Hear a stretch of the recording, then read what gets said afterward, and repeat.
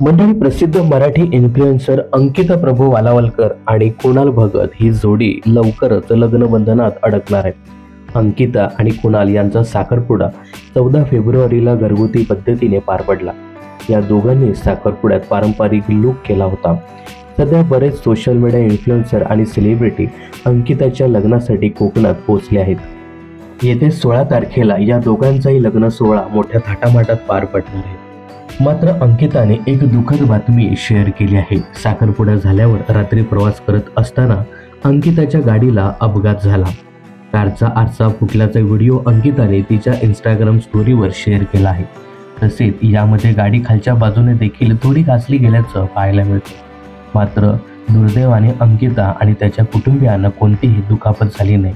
ती सुखरूप आहे. अंकिताने अपघात झाल्याचा व्हिडिओ शेअर करत कॅप्शनमध्ये लिहिलंय, आम्ही सगळे सुखरूप आहोत, पण खरंच नजर लागते, असं तिने लिहिलं आहे. दरम्यान येत्या 16 फेब्रुवारीला अंकिता आणि कुणाल विवाहबंधनात अडकणार आहे.